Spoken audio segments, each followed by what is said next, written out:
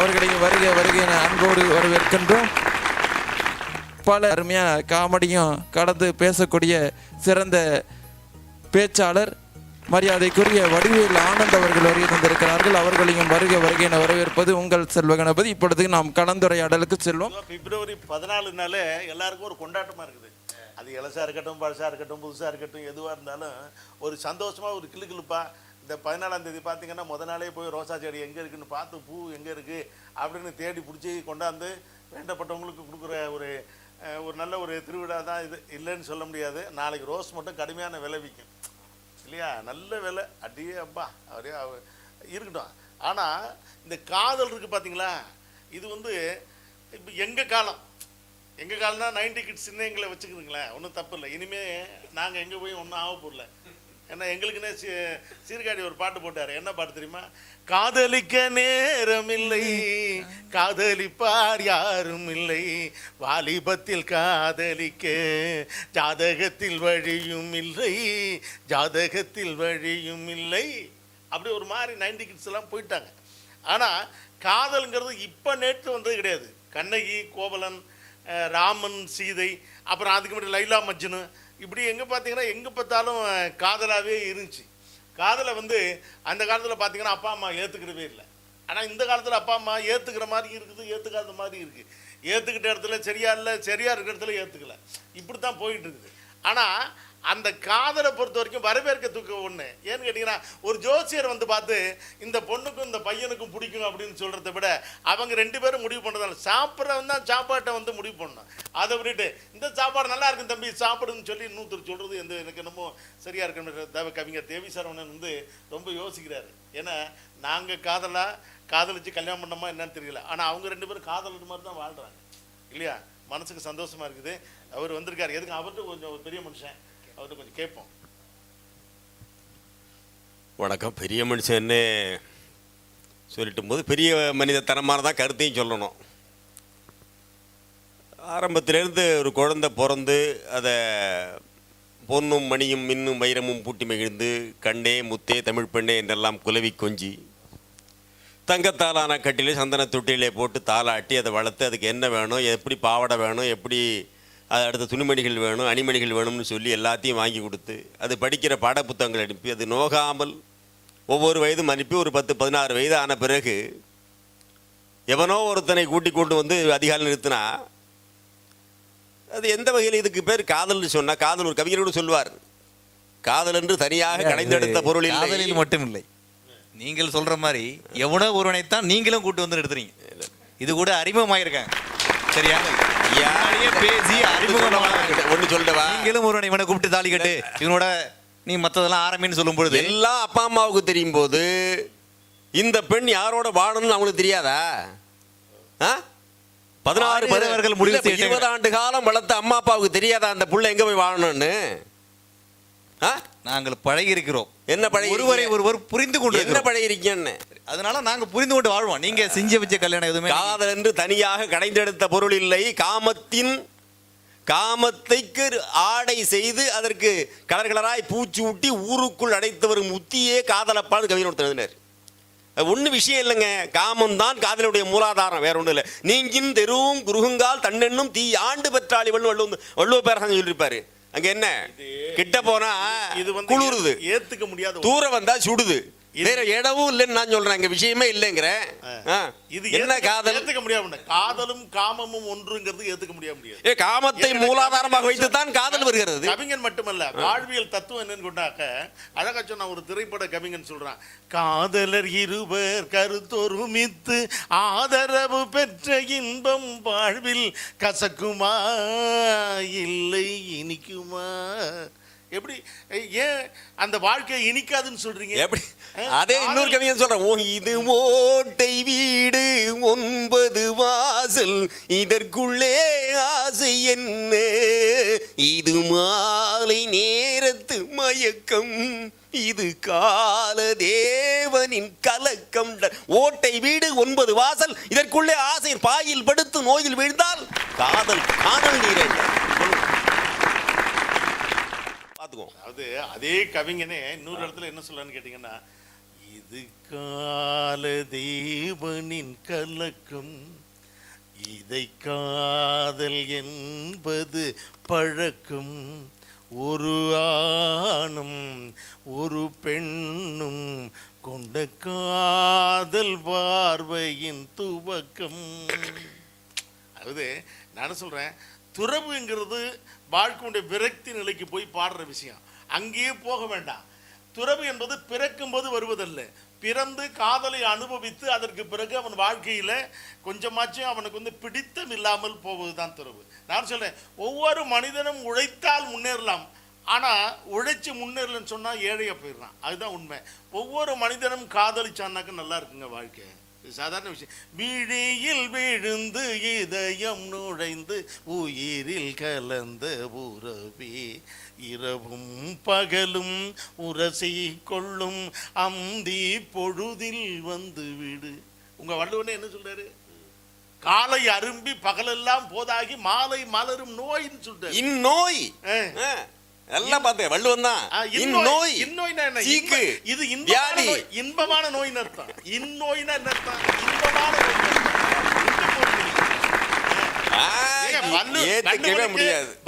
வள்ளுவனுக்கே வாசிக்குன்னு சொல்லி ஒரு நல்ல காதலி கிடைச்சதுனால தான் வாழ்க்கை சிறப்பா இருந்துச்சு. அவன் இல்லறத்தை எழுதுனா, துறவரத்தையும் எழுதுனா, எல்லாத்தையும் எழுதுகின்ற அவன் ஒரு பெண்ணை அவன் காதலிச்சு அவன் திருமணம் செய்து கொண்டான்னு உண்மை. மயிலாப்பூரில் அவன் சாதாரணமான வாழ்க்கையை வாழல, அவன் வாழ்ந்த வாழ்க்கை பிரமாதமான வாழ்க்கையை வாழ்ந்துருக்கிறான். அதனால தான் அவன் சொல்கிறான், ஏய் நீ என்ன வாழ்க்கை வாழ்கிற அப்படின்னு சொல்லிட்டு இந்த ஆண்மகனை விட்டுட்டு அந்த பெண்மகனுக்கு ஒரு பெருமையான ஒரு விஷயத்தை சொல்லுவான். அதை எங்கள் தேவியார் சொன்னால் நல்லா இருக்கும். ஒருத்துக்கு எதுவுமே அணிகள் இல்லையா, எதுவுமே அவனுக்கு பெருமை தர, அந்த பெண்ணுக்கு பெருமை தர, கற்பு எனும் திண்மை உண்டாக பெரின்னு சொல்லுவார். அது பெண் ஆணாதிக்கம் தெரியாத, கற்பு என்னும் திண்மை உண்டாக ஆணாதிக்கம் இல்லைங்க. எல்லாத்தையும் ஒத்துக்கிற கற்பு நெறி என்று சொல்ல வந்தால் இரு கட்சிக்கு மதனை பொதுவில் வைப்போம்னு சொன்னா. ராமனுடைய கற்பு எப்படிப்பட்ட கற்பா இருந்துச்சு?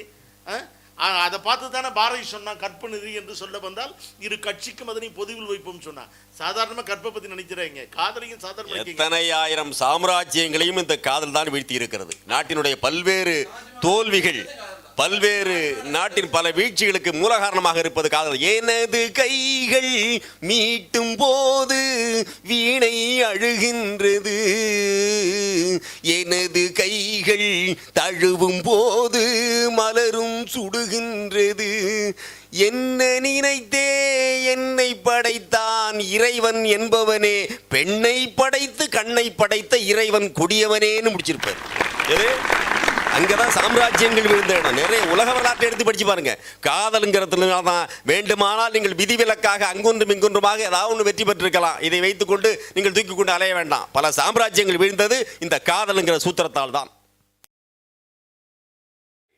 காதல்ங்கிறது சாதாரண விஷயம் இல்லைங்க. ஒரு காதலை ஒரு மனிதன் ஒரு மனிதனுடைய காதல் எப்படிப்பட்ட காதல்னு சொல்லி ஒரு இடத்துல சொன்னான். இப்போ வந்திருக்கிற பாடல்கள் கூட அப்படி சிறப்பாக சொல்ல சொன்னான். ஒரு காதல், அதாவது ஆடை இதுவென நிலவினை எடுக்கும் ஆனந்த மயக்கம், அம்மா குளிரென ஒன்றினை ஒன்று அனைத்திட துடிக்கும். அது அழகா அந்த காதலுக்குள்ள தாங்க எல்லாமே இருக்குது.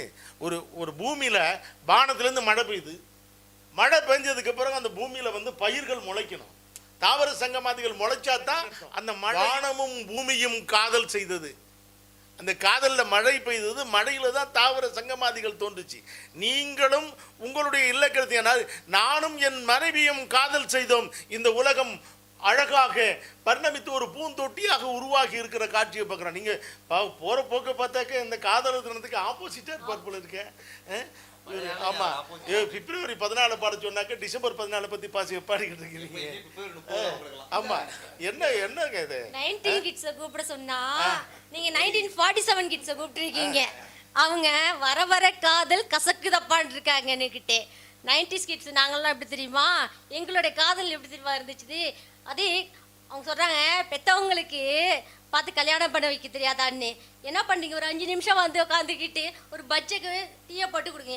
அந்த பொண்ணு அந்த நிமிஷத்துலங்கிறத விட நாங்கள் ஒருவர், எங்கள் பிரியம் சுகுமார் அண்ணன் சொன்ன மாதிரி நாங்கள் ஒரு மனதை புரிந்து கொண்டு காதலிக்கிறோம். அதையே நீங்கள் தப்புன்னு சொல்கிறீங்க. அதே சங்க இலக்கியத்தில் கூட அழகாக சொல்லியிருப்பாங்க. பார்த்தீங்கன்னா, கண்ணோடு கண்ணினை கவ்வி ஒன்றை ஒன்று உண்ண அண்ணலும் நோக்கினாள் அவளும் நோக்கினாள். எங்களுடைய உணர்வுகள் ஒன்றாக இருக்கிறது. அழகா பாட்டுல இன்னைக்கு காதல்ங்கிறது ஒன்று இருக்கிறதுனால தான் இன்னைக்கு கண்ணதாசனையும் வைரமுத்து போன்ற கவிஞர்களையும் நமக்கெல்லாம் இன்னைக்கு உலகத்துக்கு அறிமுகப்படுத்திருக்குன்னா இன்னைக்கு காதல் தான் வந்துட்டு. காதல்லாம் பேய் பிடிக்குதுன்னு சொல்றாங்க இன்னைக்கு. அதை எங்களால் ஏத்துக்க முடியாது. திரைப்பட பாடல ஒரு அழகா கொடுத்திருப்பான். ஆனா பிறந்தா பொண்ணு எல்லோரும் பொண்ணு அன்பாக என்ன வேணும், வீணா திரிஞ்சா ஆனந்தம் இல்ல வேறென்ன சொல்ல வேணும், வாலி போய் நிக்கணும்னா வஞ்சி கொடி வாசனை பட வேணும், வாழ்க்கைய ரசிக்கணும்னா பொண்ண கொஞ்சம் ஆசையில் தொட வேணும், கண்ணிய தேடுங்க கற்பனை வரும், கண்டது 1000 காவியம் வரும், கண்ணிய தேடுங்க கற்பனை வரும், கண்டதும் 1000 காவியம் வரும், காதல் இல்லாம பூமி இங்கேது. காதலிச்சாதாங்க கவிஞர்கள் ஆக முடியும். இன்னைக்கு கவிஞர் வந்திருக்காங்கன்னா கேட்டு பாருங்க, காதல் இல்லாம அவங்க கவிஞர் ஆக முடியுமா? காதல் என்பது ஒரு பெண்ணையும் ஒரு ஆணையும் மட்டும் காதலிப்பது காதல் மட்டும் இல்ல. இன்னைக்கு எல்லா இடத்திலையும் காதல் இருக்கிறது. சிறியவர்கள் முதல் பெரியவர்கள் முதல் அன்பை பரிமாறிக்கொள்வதுதான் காதல். ஐயா வணக்கம். ஏவியர் ஐயா ரொம்ப ஆவேசப்பட்டாங்க. 20 வருஷம் நாங்கள் பெற்று வளர்த்த எங்களுக்கு கல்யாணம் பண்ணி கொடுக்க தெரியாதா அப்படின்னு. கல்யாணம் பண்ணி கொடுக்க தெரிஞ்ச நீங்கள் எதுக்கு பள்ளிக்கூடத்துக்கு கல்லூரிகளுக்கு அனுப்புறீங்க பிள்ளைங்களை? அதுக்கு பதில் சொல்லுங்க. படிக்க அனுப்புறீங்க. நாளைக்கு அந்த புள்ள வந்துட்டு நான் டாக்டர் ஆக போறேன்னு சொல்லும்போது நீங்கள் என்ன சொல்லுவீங்க? எடுப்பீங்க. அப்படி இருக்கும்போது அந்த புள்ள டிசைட் பண்ணுற விஷயம் சரியா இருக்குன்னு உங்களால் நம்ப முடியுது. ஏன் ஏற்றுக்க முடியாது? வாழ்க்கை தான் சொல்கிறேன். இப்போ ஐயா நீங்கள் சொல்கிறது ரைட்டு தான். இந்த இடையில வந்தது தான் படிப்பு. சரியா? காதல் அந்த காலத்துலேருந்து வந்திருக்கு. அப்போது ஒரு விவரம் தெரியணும்னு தான் பள்ளி கல்லூரிகளுக்கு சேர்க்குறீங்க. ஒரு பிள்ளை டாக்டர் ஆக போகிறேன்னு சொல்லும்போது நீங்கள் செலவு பண்ணி படிக்க வைக்கிற நீங்கள், அப்போ அந்த பிள்ளைக்கு தெரியாத அதோட வாழ்க்கையை எப்படி அமைச்சுக்கணும்னு? இல்லை படிப்புங்கிறது 3 ஆண்டு காலத்தில் 5 ஆண்டு காலம் முடிஞ்சு போகிற விஷயம். வாழ்க்கைங்கிறது 30 ஆண்டு காலம் 40 ஆண்டு காலம் வாழ்க்கை. அது அதை தான் ஏன் சொல்கிறேன். அதை அவங்களால டிசைட் பண்ணி அவங்கள பற்றி அவங்களே தெரிஞ்சுக்கணும், அவங்க தரணும், அவங்க புரிஞ்சுக்கணுங்கிறதுக்கு தானே. அவங்க புறத்தோற்றத்தை வச்சு முடிவு பண்ண முடியாது தம்பி. புறத்தோற்றம் எப்படி சொல்றீங்க? பார்க்கறதுக்கு ஹீரோ மாதிரி இவர் மாதிரி இருப்பார் தம்பி. பார்த்தா நல்ல மனுஷன் மாதிரி இருப்பாரு. அதுக்கு தான் பழகணும்னு சொல்றேன். அதுக்கு தான் காதல் வேணும்னு சொல்றேன். மக்களே போர்வர் கையவர்க்கறாங்க. அதுக்கு தான் சொல்றேன். இப்போ பேண்ட் சட்டை போட்டுறவங்க நீங்க சொல்ற ஆள் வந்து பேண்ட் சட்டை போட்டு வர ஆள் நீங்க பாக்குற ஆளு. நாங்க பழகுறோம். உள்ள இறங்கி பழகுறதுனால தான் காதல் வருது. எத்தனை நாள் பழகுறீங்க? பழகுறோம்னா ஒன்றை பார்த்த உடனே பத்திக்கிது உங்களுக்கு. பார்த்த உடனே பத்திக்கிட்டு அன்னைக்கே அழைச்சிட்டு ஓடல. இப்போ நீங்க ஒரு பொண்ணு மாப்பிள்ளை பாக்குறீங்க, பார்த்த 10 நாள்ல நிச்சயதார்த்தம் பண்றீங்க, அப்புறம் கல்யாணம் பண்ணி வச்சுறீங்க. அவர் நல்லவரா கெட்டவரான்னு எங்களுக்கு தெரியாது. ஆனா நாங்க லவ் பண்ற பசங்க என்ன பண்ணுவோம், அந்த பொண்ணை பத்தி நாங்க தெரிஞ்சிரோம், எங்களை பத்தி அவங்க தெரிஞ்சுக்கிறாங்க. வாடா போடான்னு பேசுவீங்க. அது என்ன பண்றது? இப்போ அதுதான் ட்ரெண்ட் ஆயிடுச்சு. அப்படி கூப்பிடலாம் கூப்பிடும். ஐயா அதுக்கு தான் இப்போ டைவர்ஸே நடக்குது. வாடா போடணும் கூப்பிடலாம் டைவர்ஸே நடத்துறாங்க. நாதான் கூப்பிட்டது, சுவாமின்னு கூப்பிட்டது, பிராணநாதான் கூப்பிட்டது. அப்புறம் ஒரு காலத்துல அண்ணன் தான் கூப்பிட்டாங்க. ஐயர்லாம் இன்னைக்கு அண்ணன் தான் கூப்பிடுறாங்க. அங்க போறீங்க. இன்னைக்கு இந்த காலத்துல இருக்கிற காதல் வந்து பைக்கில் ஆரம்பிச்சு பீச்சில் முடிஞ்சிருது. அவ்வளோதான் அந்த காதல். அந்த காலத்துல நம்ம வந்து நார்மை அழகா வந்து தாஜ்மஹாலை கட்டுற அளவுக்கு காதல் வளர்ந்துச்சு. இந்த காலத்துல இருக்கா? அது சொல்லுங்க. ஒரு தாஜ்மஹாலாவது இந்த காலத்துல கட்டியிருக்காங்களா? சொல்லுங்க. காதலுக்காக என்ன நடந்திருக்கு இந்த காலத்துல? காதல் என்பது அந்த காலத்துல இருந்துச்சு, இல்லைன்னு சொல்லலை. ஆனா இந்த காலத்துல வரக்கூடிய காதல் பணம், நகை, உடை, புறத்தோற்றத்தை வைத்து வருகிறது என்று மரியாதைக்குரிய தேவி சரவணன் சொல்றது நான் ஆமோதிக்கிறேன். மேலும் பணத்தை வைத்து வரக்கூடிய காதல், பணத்தாசையால் வரக்கூடிய காதல், வீட்டை வைத்து வரக்கூடிய காதல். அந்த காலத்துல கூரையில வந்துச்சு காதல். இந்த மாடியை பார்த்தா தான் காதல் வருது.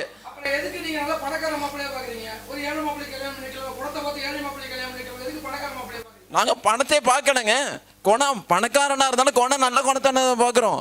நீங்க வந்து பணத்தை பார்த்து காதல் பண்றீங்க, ஆனா 3ஆம் நாள் டைவர்ஸ் ஆகுது. இதை எதை எப்படி ஏத்துக்க முடியும்? காதல் என்பது நிச்சயிக்கப்பட்ட திருமணத்தில் விவாகரத்து இல்லை என்று சொல்லவே இல்லையே. காதல் திருமணங்களில் தான் விவாகரத்து நடக்கிறது. இன்றைக்கு வரக்கூடிய காதல் திரை செய்ய பார்த்து வரக்கூடிய காதல், இன்றைக்கு வரக்கூடிய காதல் சின்ன திரையை பார்த்து வரக்கூடிய காதல், மோசமான காதல். ஒரு நிமிஷம் ஏன் என்னாச்சு? காதல்னா எனக்கு பிடிக்காத பேசுறேன். நானும் இன்றைய காதல் இளைஞர் தான், 90s தான். நானும் இங்கே காதலிச்சு திருமணம் செய்து கொண்ட நான் தான். நீங்கள் சொல்கிறீங்க காதலிக்கிறவங்க விவாகரத்தில் முடியுதுன்னு சொல்கிறீங்க. என்னுடைய காதல் 18 வருஷம் நாங்கள் காதலித்தோம். 6 வருஷம் காதலிச்சு வெயிட் பண்ணி இன்னைக்கு 16 வருட இல்லற வாழ்க்கையில் இன்பமாக இருந்து 2 மழை செல்வங்களை பெற்றிருக்கிறோம். எங்களுடைய காதல் விவாகரத்தில் முடியலைங்க. நாங்களும் இன்றைய காதல் தான், 90 கிட்ஸ் தான். நீங்க சொல்றது நீங்களுடைய ஒரு பார்வையை மட்டும் பார்க்குறீங்க. அன்னப்பறவை மாதிரி எடுத்துக்கணும். நீங்க உங்களுடைய பார்வையில் மட்டும் உங்களுக்கு காதல் பிடிக்கல, இன்னும் உங்களுக்கு காதலி கிடைக்கலங்கிற ஆவேசத்துல கூட அவங்க பேசலாம் தான். ஓகேவா? நாளைக்கு ஒரு வேளை உங்களுக்கு விடிகிற பொழுது காதலர் தினம், ஏதோ ஒரு பொண்ணை பார்த்து உங்களுக்கு ஒரு ப்ரப்போஸ் பண்ணணுங்கிற ஒரு எண்ணம் வரலாம். இந்த பொண்ணை பார்த்த உடனே நம்ம எதிர்பார்த்த பொண்ணா இருக்கலாம், நமக்கு ஒரு லவ் ஃபீலிங் வரலாம். அப்போ நீங்கள் இதை பற்றி பேச மாட்டீங்க.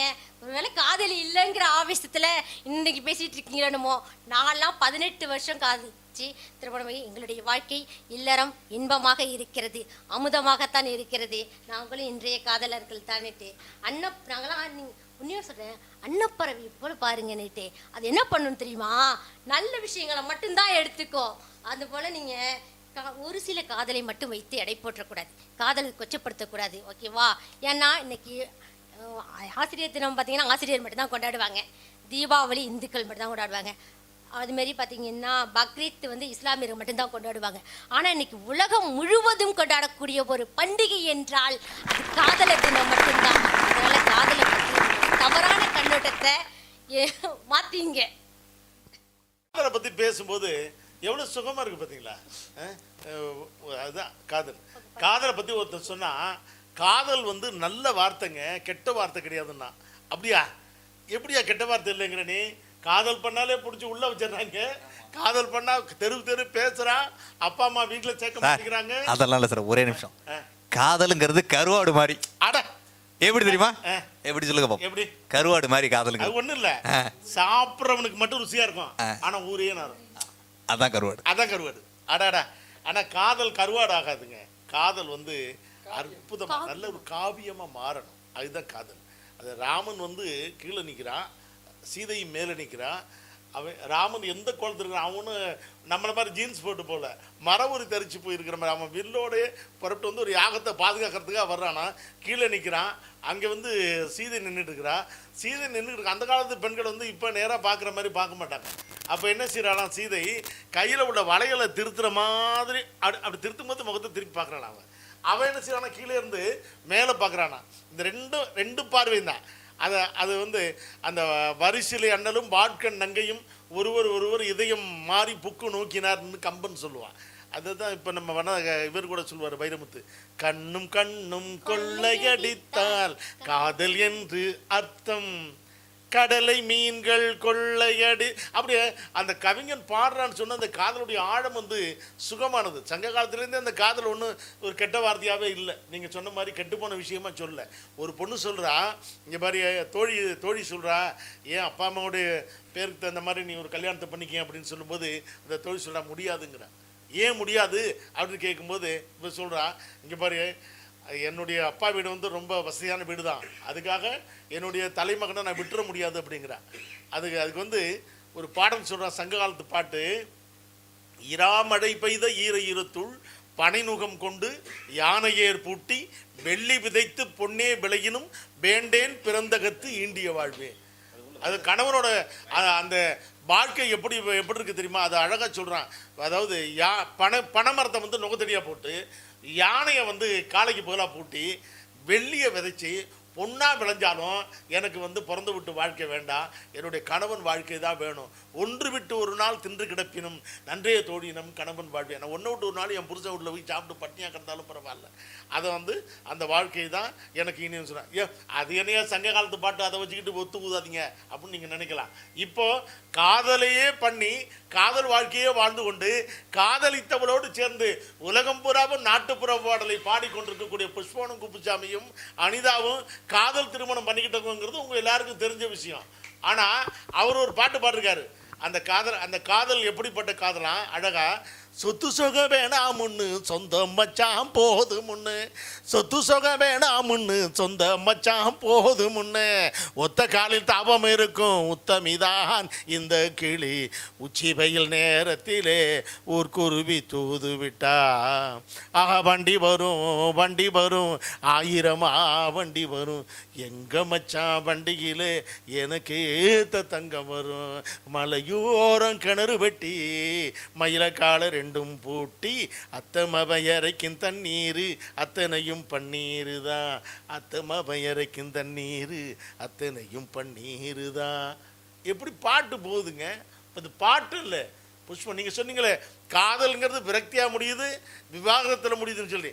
காதல் விவாகத்தில் தான் முடியுது, விவாகரத்தில் முடியவே இல்லை. விவாகரத்து வந்துச்சுன்னு சொன்னால் காதல் செத்து போச்சுன்னு அர்த்தமே தவிர விவாகரத்து வாழ்க்கை செத்து போனதாக வராது. மனம் முறிவு தான் விவாகரத்தை தவிர காதல் முறிவு இல்லை.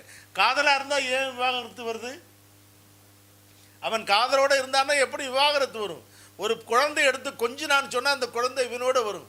அது மாதிரி ஒரு பெண்ணை அவனுடைய பார்வையினாலேயே வசப்படுத்த முடியும். அந்த பார்க்கிற பார்வை. நான் ஒன்று சொல்லுவா, இன்னைக்கு குடும்ப பிரச்சனை முச்சந்திக்கு வருதுங்கிறது இதெல்லாம் சும்மாங்க. ஒரு முத்தத்தில் முடிய வேண்டிய விஷயத்தை முச்சந்திக்கு கொண்டு வந்த தப்பு மனிதனுடைய தவிர அது காதலோடு அல்ல. நீங்க என்ன நினைக்கிறீங்க கவிஞர்? நான் என்ன நினைக்கிறது, குப்புசாமி அவர்கள் பாட்டை சொன்னீங்க, இது சொத்து சோகம் தேவையில்லை சொந்த மச்சான், என்னமோ எங்க மச்சான் வண்டி இல்லை. காதல் எங்கே வச்சிருக்காரு பார்த்தீங்களா இல்லையா? ஒரு சொந்த மச்சான் சொந்த அத்தாச்சி வச்சுங்கிறாரு. அத்தம்மாவே மாமா மச்சான் அந்த பாட்டு தானே இது. ஏன் போகக்கூடாது? அத்தை மகளாக இருந்தாலும் சரி, மாமன் மகளாக இருந்தாலும் சரி, யாரா இருந்தாலும் காதல் செய்ய வேண்டும் சொல்றேன். பரமேஸ்வரன் பார்வதியை காதல் பண்ணலையா? முருகன் வள்ளியை காதல் பண்ணலையா? இல்ல அத்தை மகள் மாமன் மகள்ங்கிறது அது உப்புமா மாதிரி. உப்புமா மாதிரி வேற ஒண்ணுமே கிடைக்கலன்னா நீங்க வேற மாதிரி காதல் ஆதரிச்சிடாங்க டக்குன்னு. ஜாதகம் பார்த்து வேற ஒன்றும் சரியா அமையலைன்னா வேற வழியில் உப்புமா கிண்டுவாங்கல்ல அவசரத்துக்கு, அதுதான் அத்தை பொண்ணு மாமன் இப்படி கிண்டிக்கிறது. வேற வழியில் என்ன பண்றது? அதுதான் அது அவசர கால உணவு. அது அப்படி கிண்டிக்கிறது. அதான் அதான் இப்போ நாங்களும் சொல்றோம். அவர்களது விருப்பம் இல்லாமல் நீங்கள் இவங்களை கட்டிக்க அப்படின்னு சொல்றீங்கல்ல, அதுதான் நான் சொல்ல வரேன். இல்லை கட்டாயப்படுத்தலையா நாங்க? ஏன் எங்கேயுமே பொண்ணு கிடைக்கல, இவனால தெரியல அவங்களுக்கு மாமா பொண்ணு இருக்கிறது. கூடி பேச வைக்கிறோம், தேடி பார்த்து தான் தெரியுது அவங்களுக்கு மாமா பொண்ணு இருக்கிறது. இல்லை பார்த்து பேச வைக்கிறாங்கல்ல. எப்போ பார்த்து பேச வைக்கிறீங்க? அதுதான் நாங்கள் முன்னாடியே பார்த்து பேசிக்கிறோம்னு சொல்கிறேன். அவங்க தான் சொல்ல வராங்க. இப்போ பாட்டில் சொல்லியிருப்பாரு, எத்தனை முறை வைக்கப்படுவா எங்கக்கா, எத்தனை முறை காப்பி கொடுப்பா எங்கக்கா. அதுலேயே பாருங்க, மாப்பிள்ளை எல்லோரும் நல்ல மனசு வைக்கணும்னு. ஓஹோ, மாப்பிள்ளை வரதட்சணை இல்லாமல் கல்யாணம் பண்ணுற எந்த காதல்? உங்கள் காதலா எங்கள் காதலா? இது வரதட்சணை இல்லாமல் கல்யாணம் பண்ணுறது அது நிச்சயிக்கப்பட்ட திருமணமா? கட்டின புடையோட வாங்கமான்னு அழிச்சிட்டு போறாங்க. ஐயா நான் கட்டின புடையோட வாங்க என் தம்பி சொன்ன மாதிரி ஒரு விஷயத்தை கொண்டு வந்தது அவங்க காலத்துல தான். என் தம்பி சொன்ன மாதிரி 2வது மாடியில் அமைக்கிற பொண்ணை தானே பாக்குறீங்க? ஒன்றுதான் விட்டு பொண்ணா பாக்குறீங்க? கவிரமுத்து வைரமுத்து சொல்லுவார், மதர்த்த மேனியும் திமிர்த்தனங்களும் கொண்டவள் தான் பெண்ணுன்னு நீங்க அதிகாரம் வச்சிருக்கீங்கன்னு சொல்ற மாதிரி. எங்க இருக்கு எங்க கொடுப்பான குடும்பம். நாளைக்கு பொண்ணு வந்தா 3 நாள் வந்துடும் அப்பன், இல்லை ஒரு வாரத்தில் வந்துடுவான், இல்லை 15 நாள் வந்துடுவான், உறவு முறை வந்துடும், எல்லாத்தையும் கொண்டு வந்துடுவான். வேற என்ன பண்றது? 3ஆம் மாடி பார்த்து தானே பார்க்குறீங்க? அங்கே 2 கைதியாக கை காட்டினா தானே பார்க்குறீங்க? சாலையில் போகிற சாதாரண கூலி தொழிலாளி மகளையா பார்க்குறீங்க? காதல் என்ன காதல்? காதல்னா உங்களுக்கு டார்கெட் என்ன போடுறீங்க? அவங்ககிட்ட என்ன இருக்கு? நீங்க காதலை எதிர்க்கணுங்கிறதுக்காக மட்டுமே பேசிக்கிட்டு இருக்கீங்க. என்ன கிடைக்குன்னு பாப்பீங்க. நீங்க காதலிச்சு கல்யாணம் பண்ணீங்களா? உங்களுக்கு எப்படி காதலா? கல்யாணமே பண்ணலையா? அதுதான் உங்களுக்கு பிரச்சனையா? காதல் ஒரு போதை மாதிரியா? இப்ப சாயங்காலம் 6 மணி ஆயிட்டுனா கையெல்லாம் நடுக்குது இல்ல? ஆமா, அந்த மாதிரி தான். காலையில 6 மணிக்கு எழுந்திருக்க வேண்டிய ஆளு 4 மணிக்கெல்லாம் எழுந்திரிச்சிருவான். எதுக்காக தெரியுமா? காதலி எழுப்புவதற்காக அல்ல, சூரியனை எழுப்புவதற்காக. சூரியனை எழுந்திருச்சாதான் காதலி எழுந்திருப்பார். புல்வெளியில் தன்னில் பனித்துளி வந்து தூங்குது பாரம்மா. அதை சூரியன் வந்து செல்லமாய் கிள்ளி எழுப்புது ஏனம்மா. இதயம் பறவை போலானது. எப்படி காதல் வந்து என்ன அந்த சூரியனையே இவங்க கிளப்புறாங்களா? அடியப்பா, இந்த 2 நிலவுகளும் சூரியனை கிளப்பவில்லை, சூரியனால் தான் 2 நிலவு வந்திருக்குது. அப்படி இல்லை, காதல்ங்கிறது எல்லாருக்கும் வரும், எல்லாருக்கும் வந்து தான் ஆகணும். ஒரு செடின்னா பூக்கும், காய்க்கும், எல்லாம் செய்யும். இந்த பருவங்கிறது அந்த காலத்தில் காலை அரும்பி பகலெல்லாம் போதாகி மாலை மலரும் நோயின்னு சொல்லி இவங்க ஆசான் வள்ளுவ பேராசான் அழகாக சொல்லுவார். அந்த காதல் வந்து சாதாரண விஷயமே இல்லை. அந்த காதல் என்னெல்லாம் செய்யும்லாம் இருக்கு. காதல் அவசியன்னு இருக்கு, அது பண்ற அவசியம். நிச்சயிக்கப்பட்ட கல்யாணங்கிறது என்னன்னு கேட்டிங்கன்னா அது ஒரு ப்ரொசீஜர் மாதிரி, ஐயர் மந்திரம் சொல்ற மாதிரி போயிட்டு இருக்கும். சுக்லாம்பிரதரம்னு ஆரம்பிச்சு அப்படியே ததாசுன்னு முடிஞ்சிடும். அதுதான் நிச்சயப்பட்ட காதல். ஆனால் இந்த காதல் இருக்கு பார்த்தீங்களா, அது வந்து போகின்ற அந்த வாழ்க்கை பாதை இருக்குது, அது ஒன்றையும் ரசிக்கிறது. இப்போ சூரியன் உதிச்சு வருதுன்னு சொன்னால் அதோடைய ஒளியை ரசிக்கிறான், கடல் அலையை ரசிக்கிறான், அது கிளம்பி வர்ற அந்த வேகத்தை பார்க்குறோம், அது வருகின்ற அந்த அழகை பார்க்கின்றோம். அதுதான் அந்த காதல்ங்கிறது என்னன்னு கேட்டிங்கன்னா அந்த பெண்ணினுடைய அழகை மட்டும் பார்க்கறது இல்லை, இந்த மனசுக்குள்ளே இருக்கக்கூடிய அழகை பார்க்கறது, ஒவ்வொரு செய்கையும் பார்க்கறது. காலாலே நிலத்திலே கோலம் போட்டு காட்டுறா, கம்பி போட்ட சன்னலிலே கண்ணத்தை தேய்க்கிறா, வளையல அந்த எப்படி ஒன்று அதுதானுங்க அந்த காதல். அந்த அழகை பார்ப்பது ரசிப்பது தான் காதல். இதெல்லாம் போய் எங்கே போய் பார்க்குறது? நிச்சயம் போட்ட கல்யாணத்தில் போய் பார்க்க முடியுமா? அது கிடையாது. பிப்ரவரி 14 எதுக்கு வந்துச்சு? 14ங்கிறது சாதாரண விஷயம் இல்லை. அது நம்ம நினைக்கிறோம் பார்க்குறதுக்கு காதல்னு சொன்னால் அது ஏதோ ஒரு கொச்சையான விஷயம் அப்படின்னு சொல்லி. ஆனால் சங்க காலத்தில் எல்லா திருமணமுமே காதல் கல்யாணமாக தான் இருந்திருக்கு, காதல் திருமணமாக தான் இருக்குது. அந்த காதல் நிறைவேறலைன்னு சொன்னால் அவங்க வந்து உடனடியாக வந்து அவங்க வந்து வேறு நோக்கமாக அவர்கள் போகின்ற காட்சியை தான் தற்கொலை பண்ணிக்கிட்டவங்களாம் பார்க்குறோம். காதல் நிறைவேறலைன்னு சொன்னால் அது சாதாரண விஷயம் வந்தால் தற்கொலை பண்ணிப்பானா? இல்லை, நீங்கள் எல்லாம் என்னுடைய ஆசை நீங்கள் சொல்லுவதெல்லாம் அப்படியே ஏற்றிட்டு போக முடியாது. சங்க காலத்தில் காதல் திருமணம் தான் பண்ணானா நாங்கள் அப்படியே இப்போ எல்லாத்தையும் ஆமாம் கைதிட்டு போத்த பார்த்துருக்கோம். இங்கே என்ன காதல் பண்ணா? அதான் என் பாட்டன் சொல்றாரியா, பொய்யும் அழுவும் தோன்றிய பின்னர் ஐயர் யாத்தன காரணம் என்ப. காதல் என்ன 10 நாளைக்கு நினைச்சு கை மாத்தனா, வண்டி கைமாறினுச்சு அவன் சரியா இல்லையா, ஆஹா இது சரியில்லாடான்னு முடிவு பண்ணான். அப்போ தொல்காப்பியர் எழுதியிருப்பாரு. நீங்கள் என்ன இது ஒன்று அறிந்தும் அறியாதவர் போல் சொல்றீங்களே, பொய்யும் அழுவும் தோன்றிய பின்னர் ஐயர் யாத்தன காரணம் என்ப. நீ இப்படிதான் இருக்கணும். என்ன இது? இது நான் தொல்காப்பியத்தை சொல்றேன். இது சங்க காலத்திலெல்லாம் காதல் செய்தான் வாழ்ந்தார்கள் ஐயா சொல்லும்போது அதை நான் ஏற்றுக்கொள்ளவே முடியாது. அந்த காதல் ஒரு பெண்ணை பார்த்தோன்னே அவளுடைய அழகை பார்த்து வியந்து பார்த்துட்டு சொல்றாரு, கண்டு கேட்டு உண்டு உயர்த்து உற்றறியும் 50 ஒன்றோடி கண்ணே.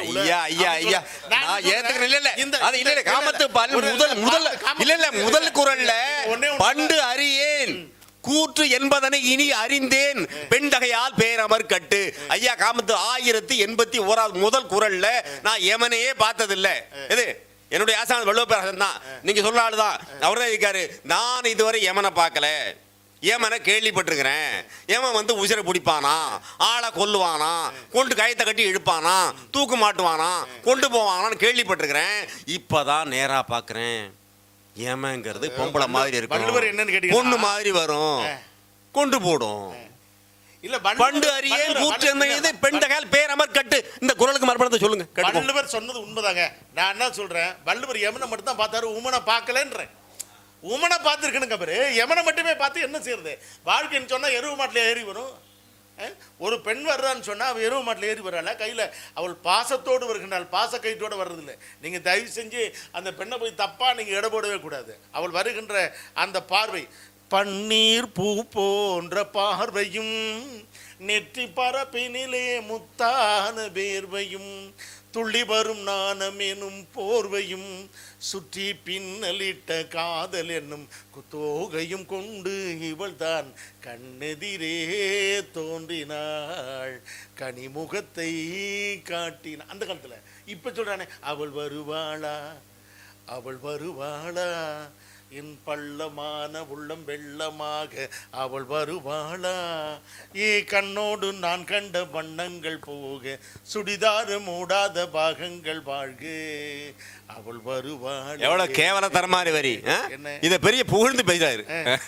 இதெல்லாம் பாடல் வரியாது. நானே சொல்றேன், காதல்னு வரும்போது இல்ல காதல்ல கண்ணியம் இருந்துச்சியா ஐயா? உங்கள் எழுந்த அந்த காதல்ல கண்ணியம் இருக்கும். இல்ல தொலைந்து விட்டு போகட்டும் என்று சொல்லி ஒரு வாதத்துக்காக காதலை ஏற்றுக்கொண்டாலும் கூட அன்னைக்கு காதல் எப்படி இருந்தது? ஜெமினி கணேசன் அப்படி வருவார், தென்னை மரத்துல அந்த அம்மா சரோஜாதேவி கையை விரல அடிச்சுடுவாரு. சரோஜாதியோட விரல்ல நுனி விரல் தான் படும் ஜெமினி கணேசன் விரல்ல. உடனே அந்த நான் கருங்கல்லு சிலையோ காதல் எனக்கு இல்லையோ வரம்பு மீறுதல் முறையோ. எது நான் என்ன கருங்கல் சிலையாடானா? எனக்கு காதல் இருக்காதா? நீ என்னன்னா நானும் பொம்பளை தானே, என்ன அப்படி கை விரல வைக்க தொடரா என் மேலே அப்படின்ட்டு. அப்படி தொடலாமா அப்படின்னு அந்த கண்ணியம் இருந்தது அன்னைக்கு. இன்னைக்கு என்ன எழுதுறா? அடி ஒம்போல சிவப்பும் இல்லை, கணு கால் கூட கருப்பு இல்லை, இது இண்டு மூடல் தித்திக்குமே, இது இனி பாக்கி உடம்பும் செய்ய வேண்டும் பாக்கியமே. நல்லவன் போட்டு கொத்தவன் இந்த பேரோட என்ன பாட்டு எழுதுறாங்க பாருங்க. இது இது இது இது காதல் தூக்கிட்டு அலைஞ்சி இந்த இது எங்கே கொண்டு விடும் கடைசியில்? எங்க இன்னைக்கு இந்த லவ் டுடேன்னு படம் எடுத்துருக்கான் போல இருக்கு, கேள்விப்பட்டிருப்பீங்க கொஞ்சம் காலத்தில். அதை பார்த்துருப்பீங்க. அது எவ்வளவு மோசமாக கொண்டு போகிறது என்பதை நீங்கள் இன்றைக்கு சமூகத்தில் காதலுங்கிற பெயரில் இப்போ ஒரு லவ் இப்போ அந்த படம் தான் அது, அதில் போட்டு நல்லா பார்த்துருப்பீங்க. இன்றைய பிள்ளைகள் எல்லாம் பார்த்துருப்பீங்க. மிகவும் சமூகத்தை தவறான பாதி கொண்டு போற படம் அது. இல்ல அது என்ன நாங்க பார்க்க வேண்டாமா? நாங்க தெரிஞ்சுக்க வேண்டாமா? அதை இன்றைய காதல் இன்னைக்கு எப்படி இருக்கு, அன்னைக்கு எப்படி இருந்துச்சு? மொத்தத்தில் காதல் என்பது நாங்கள் அது கண்ணின் கடைப்பார்வை காதலியை காட்டிவிட்டால் மண்ணில் குமரருக்கு மலையும் சிறு கடுகாம் நாம் பாரதிதாசன். அப்படின்னா பெரிய மலமா இருக்கணும், கடுகாரி போடுவான்னு அர்த்தம். காதல் வந்ததுன்னா உணலாம் போடுவான்னு அர்த்தம். இப்போ காதல் கத்தி இல்லாமல் காயப்படுத்தும் கவிதை கொத்து, உடலை தாண்டி உயிரை உரசும் உந்து சக்தினா, இது ஆராய்ச்சிக்குள்ளாகப்படாத அறிவியல். இந்த பாறையில் இடர்படும் மலைகள் பொடிபட நேரும்னா, மலை போல் இருந்த மாமனிதர்கள் எல்லாம் காதல் வயப்பட்டு காணாமல் போனார்கள். வேணா பாக்கியிருந்தா சொல்லுங்க கேட்டுக்குவோம். ஐயா இன்னைக்கும் பாருங்க, பிளாட்பாரத்தில் படுத்துட்டு காதல் பண்றவங்களும் இருக்காங்க. பார்த்துருக்கீங்களா இல்லையா? பிளாட்பாரத்திலே பார்த்துருவாங்க, ஓட்ட குடிசையாக தான் இருக்கும். பக்கத்தில் போய் நீங்கள் கையை கூட ஒரு விரலை கூட தொட முடியாது. அப்படியெல்லாம் காதல் பண்ணுறாங்க இன்னைக்கு. பணத்தை மட்டும் குத்தகை எடுத்ததல்ல காதல், தெரிஞ்சுக்கோங்க. அருமையா ஒரு பாடல் சொல்லியிருப்பாங்க பாருங்க. உன்னை நினைச்சி நினைச்சி மாமா நான் உருகி போனேன் ஆமா. மாமனு கண்ணீர் வடிச்சு வடிச்சு நாளா உப்பா கரையிறனே நீரா. உன்னோட நினைப்பா லவ்வே பண்ணலன்னு சொன்னார்ல, இவருக்காக டெடிகேட் பண்றேன் அந்த சாங். உன்னோட நினைப்பா உள்ளத்துல இருப்பா, உன்னோட நினைப்பா உள்ளத்துல இருப்பா. உன்னை நினைச்சி நினைச்சி மாமா நான் உருகி போனேன் ஆமா. கண்ணீர் வடிச்சு வடிச்சு நாளா உப்பா கரையிறனே நீரா. உன்னோட நினைப்பா உள்ளத்துல இருப்பா, உன்னோட நினைப்பா உள்ளத்துல இருப்பா. மாமா உன்னை மாலையிட மஞ்ச குடிச்சிருக்கேன், மாமரத்து தோப்புக்குள்ள நான் மல்லிகையா பூத்திருக்கேன்.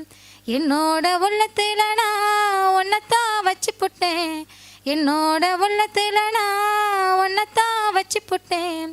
உன்னோட காதலினா கண்மூடி தூங்கல, தண்ணியில மீனை போல தவிக்கிறேன் தரையில. உன்னோட காதலினா கண்மூடி தூங்கல, தண்ணியில மீனை போல தவிக்கிறேன் தரையில. உன்னை நினைச்சி நினைச்சி மாமா நான் உருகி போனேன் ஆமா. கண்ணீர் வடிச்சு வடிச்சு நாளா உப்பா கரையிறனே நீரா. எப்படி சார் இருக்கு பாடல் வரி? பாட்டு நல்லா இருக்கா? வர்ணிச்சது எப்படி சார் இருக்கு காதலை பத்தி? மாமனை காதலிச்சு வர்ணிச்சு அழகா எழுதியிருக்காங்க. பாத்தீங்களா காதல் எவ்வளவு சிறந்தது தெரியுதா? மாயை காட்டி எங்களை ஏமாற்றி விடலாம் என்று நினைக்கலாம். பாசம் வேறு காதல் வேறு, அன்பு வேறு காதல் வேறு என்பதை உணர்ந்து நாங்கள் செயல்பட்டு கொண்டிருக்கின்றோம். காதல் என்பது ஒரு போதை என்று நீங்கள் ஒத்துக்கொண்டு விட்டீர்கள். அந்த போதைக்கு அடிமையானால் வாழ்க்கை நாசம் என்பது என்னுடைய கருத்து. சில காதல்கள் நல்ல காதல்களாக இருக்கலாம், ஆனால் இப்பொழுது இருக்கக்கூடிய காதல் பணத்தாசை காதல் என்பதை மீண்டும் மீண்டும் நான் இந்த அரங்கிலே ஆணித்தனமாக சொல்லிக்கொள்ள விரும்புகிறேன். சரி, நீங்க அப்ப பொண்ணு பார்த்து கட்டுறீங்கல்ல, அப்ப நீங்க பணத்து மேல ஆசைப்படலையா? இல்ல. அதுக்கு அவர் பாடல் சொல்லட்டுமா? நான் சார் சொல்லட்டுமா? எத்தனை முறை வெக்கப்படுவா எங்க அக்கா, எத்தனை முறை காப்பி கொடுப்பா எங்க அக்கா, எத்தனை முறை கையெடுப்பா எங்க அக்கா, எத்தனை முறை காலில் விழுவா எங்க அக்கா.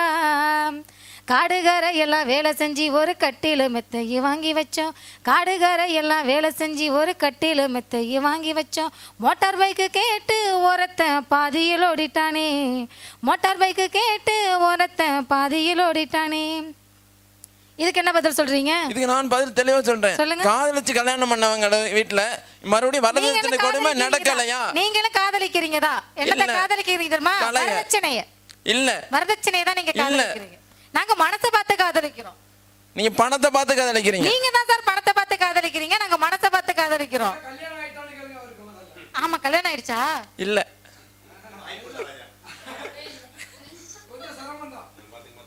நடக்கிறப்ப அது பாத்துக்குவோம்.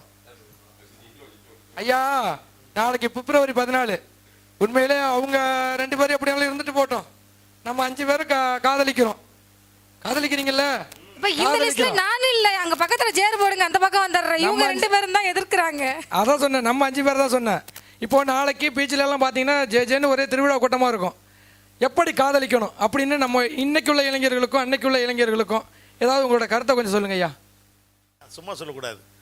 இளைஞர்கள் மத்தியில் காதல்னு சொன்னாலே இது கல்யாணம் பண்ணிக்கணும், காதல் பண்ணி கல்யாணம் பண்ணிக்கணும் அப்படிங்கிற ஒரு தாக்கத்தை உண்டு பண்ணியிருக்கு இந்த பிப்ரவரி 24ங்கிறத நம்மளால் மாற்ற முடியல. 14ங்கிறது பிப்ரவரி 14ங்கிறத நம்மளால் மறக்க முடியல.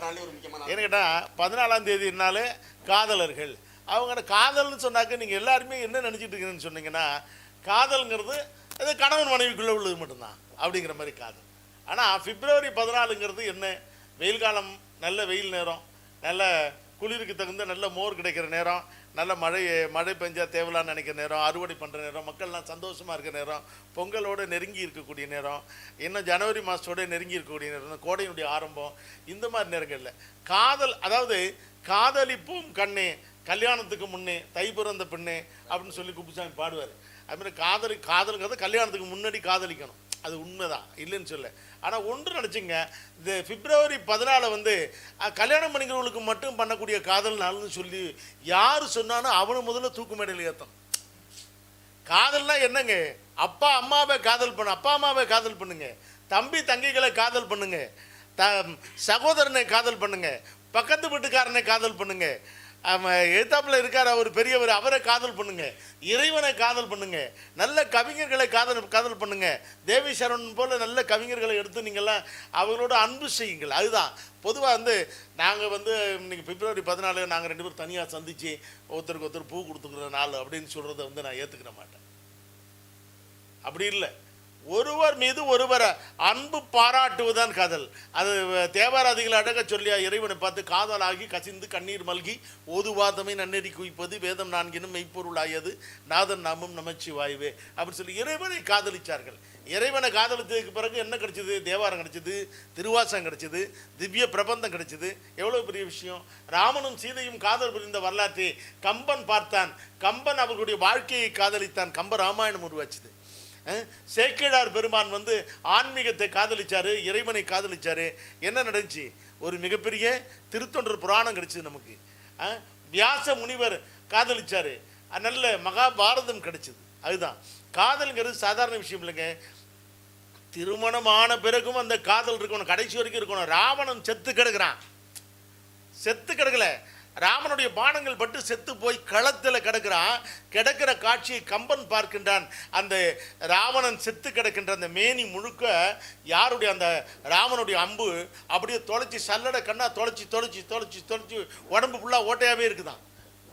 அப்போ மண்டோதரி பார்க்குறாளாம், அந்த ராவணன் இருந்த அந்த செத்து கிடந்த அந்த கோலத்தை, அந்த அம்புகளால் துளைக்கப்பட்டு கிடந்த கோலத்தை பார்க்குறாளாம். பார்த்த உடனே அவள் நினைக்கிறாளாம், அதாவது அந்த சாணகியோட நினைவு, சீதையோட நினைவு இவன் உடம்புல எங்கேயாச்சும் இருக்குமோன்னு நினச்சி ராமனுடைய அம்புகள் எல்லாம் அப்படியே ஒவ்வொரு இடமா அப்படியே தொலைச்சி சீதையோட நினைவு இருக்குமான்னு பார்த்துச்சான். எவ்வளவு அழகா! யாரு சொல்றா? மண்டோதரி சொல்லுகின்றார். நானும் சொல்றேன், அந்த அந்த ராவணனும் மண்டோதரியும் தானே அன்பு செய்தார்கள், காதலித்தார்கள். அந்த காதலித்த 2 பேரும் இறந்து போய் கிடக்கின்ற அந்த ராவணனை பார்த்து இந்த காதல் நினைக்கிறாள், அடுத்த பெண்ணுடைய நினைவு இவன் உடம்பில் இருக்கிறதோ என்று உள் புகுந்து தேடியதோ ஒருவன் வாலி என்று கேட்கின்றாள் என்று சொன்னா, அந்த காதல்ங்கிறது எப்படிப்பட்ட காதல்? ரத்தத்தோடு பொருந்திய காதல் தான். இது விவாகரத்துக்காக போற காதலை காதல்னு சொல்ல முடியாது. விவாகரத்து பண்ணிக்கிற காதலோ, பணத்துக்காக வர்ற காதலோ, பாட்டோட வந்த காதலோ, அப்படியே ஆள் மாத்திக்கிட்டு போற காதலோ, ஒருத்தர் அழகா இருந்தா வர்ற காதலோ இல்லை. காதலுக்கு ஜாதி இல்லை, மதமும் இல்லை. ஒரு கவிஞன் சொன்னா ஒரு அழகான ஒரு பாட்டு, இங்கே ஜாதி மல்லிகை தொட்டுக்கொள்ளும் காமன் பண்டிகை அப்படின்னு சொன்னா, காதல்கிறது என்ன? 2 ஜாதி மல்லிகை. நம்ம நினைக்கிறோம் ஜாதி மல்லிகையோட மனம் அதிகமா இருக்குன்னு நினைக்கிறோம். ஜாதி மல்லிகை கூந்தல்ல சூடிக்கிட்டா நல்லா இருக்குன்னு நினைக்கிறோம். ஜாதி மல்லிகை பூத்து இருந்தா செடி நல்லா இருக்குன்னு சொல்றான். ஆனா கவிஞன் அங்கே சொல்ல 2 சாதி மல்லிகைன்னா. ஒருத்தர் அவன் ஐயர் வீட்டு பையன், இவ கிறிஸ்தவ வீட்டு பொண்ணு. இங்கு 2 ஜாதி மல்லிகை தொட்டுக்கொள்ளும் காமன் பண்டிகைன்னு சொல்றானே, அதுதான் வாழ்க்கை முறை. நான் சொல்ல காதல் இனமறியாது எங்கே சீதை என்ன, ராமன் என்ன, யாரா இருந்தானுங்க. நான் சொல்றேன் நிச்சயிக்கப்பட்ட கல்யாணம் தான். கண்ணகியும் கோவலனும் பண்ணிக்கிட்டாங்க. அந்த நேரத்தில் இவன் மாதவியினுடைய மனசுக்குள்ளே மனசுக்குள்ளே கோவலன் போக வேண்டிய சூழ்நிலை ஏற்படுது. என்ன காரணம்? என்ன காரணம்? காதல். காதல்ங்கிறது என்ன? காம வயப்பட்டதுன்னு நீங்க நினைச்சீங்கன்னா அது தவறு. அவருடைய கலை வயப்பட்ட அந்த கலைக்காக கோவலன் அவள் மீது மனத்தை பறி கொடுக்கின்றான். நான் கூட ஒரு பட்டிமன்றத்தில் சொன்னேன். என்ன சொன்ன தெரியுமா? இந்த கண்ணகிக்கு மட்டும் மாதவிக்கு இருந்த அந்த ஆற்றல், நடன ஆற்றலும் கவிப்புனையும் ஆற்றலும் பாடுகின்ற ஆற்றலும் இருந்தால் நிச்சயமாக கோவலன் கண்ணகியை விட்டுவிட்டு மாதவியிடம் சென்றிருக்க மாட்டான் என்று சொன்னேன். என்ன காரணம் தெரியுமா? அழகான சூழ்நிலை, நல்ல சோலை, திருமணம் ஆயிடுச்சு கண்ணகிக்கும் கோவலனுக்கும். 2 பேரும் அந்த சோலையில் நிற்கிறாங்க. இவன் பாடுறான், மாசரு பொன்னே பலம் புரிமுத்தே காசரு வீரையே கரும்பே தேனே மாசரு பொன்னே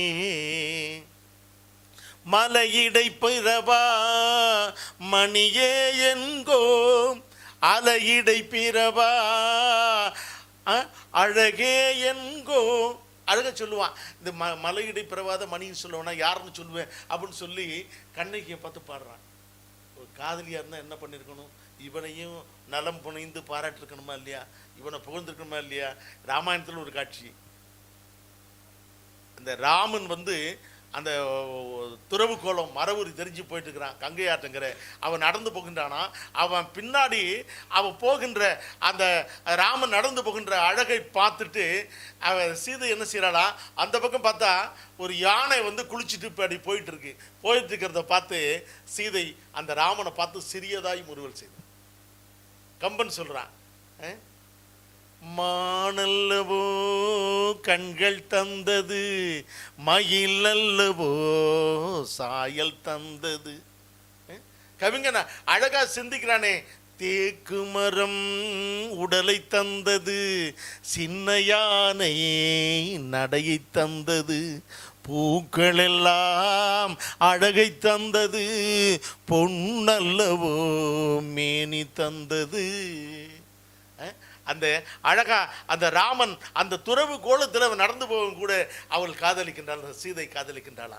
இந்த பக்கம் ராமன் பார்க்கிறான், அவன் துறவு கோலத்தில் இருக்கிறான், இவளும் துறவி கோலத்தில் இருக்கிறா. ஆனா அந்த அன்னம் இருக்கு பார்த்தீங்களா, ஓதுமும் ஒதுங்க கண்ட உத்தமை உழைகளாக அந்த கம்பர் அழகா சொல்லுவான். அவன் சீதை மெல்ல அவர் நடந்து போறாளாம். எப்படி நடந்து போறான்? அன்னம் போல நடை நடந்து என் அருகமர்ந்து பாசத்தோடு குனிந்து அப்படி அழகா நடந்து போறாளாம். அது ஓதுமம் ஒதுங்க கண்டு, அதை ஓதுமம்னா அன்னம் நடந்து போறதை பார்த்து அந்த சீதையை பார்க்கிற ராமன் சிறியதாய் முறுவல் செய்தான். நான் கம்பன் சொல்லும்போது காதல் இருக்குதே, அது துறவு கோலத்தில் இருந்தாலும் வரணும், அதுதான் காதல். கண்டவுடன் காதல், கண்டதே காதல் கொண்டதே கோலம்னு போவது காதல் இல்லை. அவன் எந்த நிலையில் இருந்தாலும், ஏழையா இருந்தாலும் சரி, பணக்காரனாக இருந்தாலும் சரி, எவனாக இருந்தாலும் சரி, எப்போ இருந்தாலும் அரும்புவதுதான் காதலாக இருக்க முடியும். பணத்தை கண்டு வருவதல்ல. ஒரு ஈர்ப்பு சக்தி இருக்கும். இன்னைக்கு வந்து விவாகரத்து நடக்குதுன்னு சொன்னாக்க அது ஒரு பெரிய விஷயமா சொன்னாங்க. அது காதல் தினத்தில் சொல்ல வேண்டிய அவசியம் இல்லை. ஆனா ஒன்னே ஒரு கருத்து சொல்றேன். ஒரு குடும்பத்துல வந்து ஒரு பெண் இருக்கிறான்னு சொன்னா அந்த பெண் கணவனுக்கு தேவையான பணிவிடையை செய்யணும். அந்த கணவன் இருக்கிறான்னு சொன்னா அந்த பெண்ணுக்கு தேவையான பணிவிடை செய்யணும். ரெண்டும் தவறுகின்ற போதுதான் இவன் வாழ்க்கையில சிதறல் வருது. நான் ஒன்னே சொல்றேன், என்னுடைய சட்டையில ஒரு பொத்தா அறுந்து போச்சு. அறுந்து போற பொத்தான யாரு கட்டி கொடுக்கணும்? என்னுடைய மனைவி கட்டி கொடுக்கணும். ஆனா இவன் என்ன செய்யறா, சட்டையை துவைச்சிட்டு பாக்குற ஒரு பொத்தான காணும், பொத்தான் காணுமென்னு சொல்லி அத்தான் திட்டினா என்ன பண்றதுன்னு சொல்லிட்டு வீட்டுல வேலை பார்க்குற பொண்ணை பார்த்து, ஏய் என்ன பண்ணிட்டு இருக்கிற, எங்க அத்தானுக்கு ஒரு பொத்தா அறுந்து வச்சு கட்டி கொடுங்க.